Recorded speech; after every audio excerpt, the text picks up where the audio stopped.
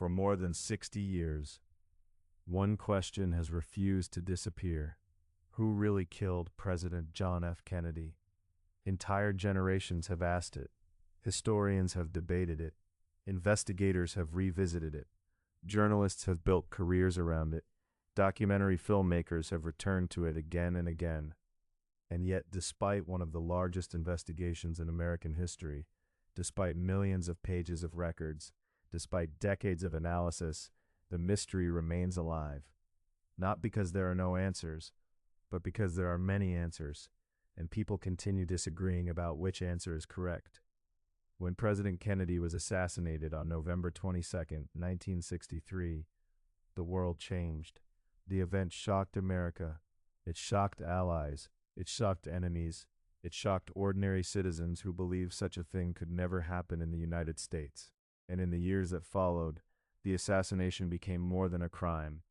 It became a symbol of uncertainty, a symbol of distrust, and a symbol of the difficulty of finding truth in a complicated world. At the center of every theory stands one man, Lee Harvey Oswald. Whether viewed as a lone assassin, a participant in a larger conspiracy, or something in between, Oswald remains the central figure. No serious examination of the assassination can ignore him. The official conclusion remains unchanged. The Warren Commission concluded that Oswald fired the shots that killed President Kennedy. The commission found no evidence of a broader conspiracy. Subsequent investigations challenged certain aspects of the case, but none produced definitive proof that another individual fired the fatal shots. For many historians, this remains the most important fact. The strongest direct evidence points toward Oswald. The rifle, the location, the timeline, the connections established during the investigation. Taken together, they form a substantial case. Yet the debate never ended. Why? Because the assassination contained something unusual. Not a lack of evidence, but an abundance of unanswered questions. And unanswered questions create opportunity. Opportunity for doubt, opportunity for speculation, opportunity for alternative explanations.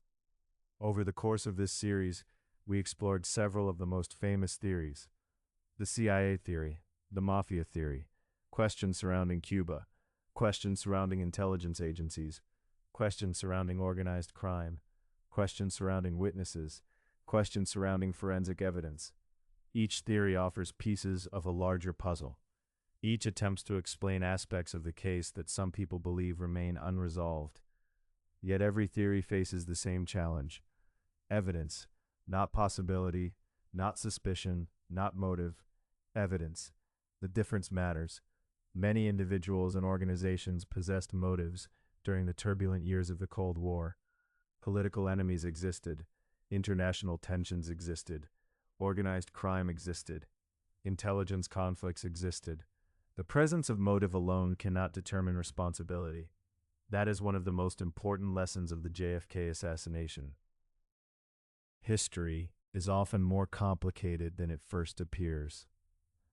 But it is also often less dramatic than people imagine. The challenge lies in distinguishing between the two. One reason the assassination remains so fascinating is because it occurred during a period of enormous change. The early 1960s represented a turning point in American history.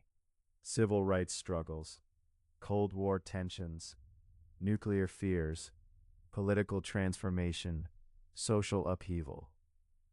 Against this backdrop, the assassination felt larger than life. People wanted an explanation equal to the magnitude of the event. For some, a lone gunman seemed insufficient. For others, it remained the most logical conclusion. That disagreement persists today. Perhaps the most enduring aspect of the JFK mystery is trust. Many debates about the assassination are ultimately debates about trust. Trust in government, trust in institutions, trust in investigations, trust in evidence. The Warren Commission became controversial, not simply because of its conclusions. It became controversial because many people questioned the institutions producing those conclusions. The assassination occurred at a moment when public confidence was beginning to change. That shift shaped the discussion for decades. Even now, opinion polls regularly show that many Americans believe more than one person was involved in the assassination. The exact percentages vary over time, but skepticism remains widespread. Few historical events have generated such long-lasting public doubt, and that fact alone makes the assassination remarkable. Most criminal cases fade into history. This one never did. Another reason the mystery survives is because new information continues appearing. Documents are declassified, records are released, researchers discover forgotten materials. Each release generates excitement, headlines appear, theories return, questions resurface. Yet despite these developments, no single revelation has fundamentally transformed the case. The core debate remains largely unchanged. The evidence supporting Oswald remains. The questions surrounding the assassination remain, and the mystery continues. So, who really killed JFK? The honest answer is not as dramatic as many people hope. The strongest documented evidence continues to support the conclusion that Lee Harvey Oswald fired the shots that struck President Kennedy. That remains the official historical position. At the same time, reasonable people continue debating aspects of the evidence.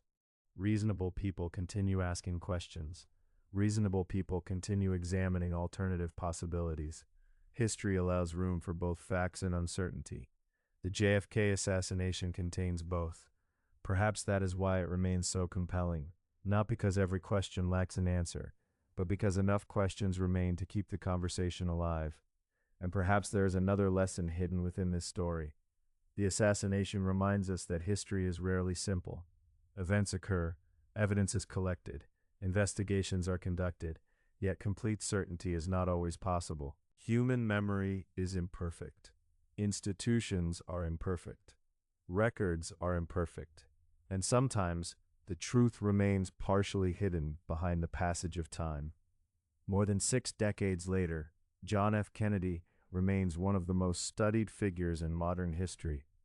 His presidency lasted less than 3 years, yet its impact continues. His assassination remains one of the defining moments of the 20th century, and the search for understanding continues, not because people refuse to accept answers, but because people continue searching for truth.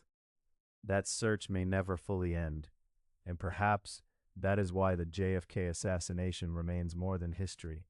It remains a mystery examined by generations, a mystery debated by experts, a mystery remembered around the world, and a mystery that continues asking difficult questions about power, evidence, trust, and truth. This concludes the JFK Files. For more mysteries, more disappearances, more disasters, more survival stories, and more untold human history, subscribe to Echoes of Humanity TV, youtube.com/Echoes of Humanity TV. Thank you for joining us for the JFK Files, and remember, history is not only the story of what happened, it is also the story of how we try to understand what happened.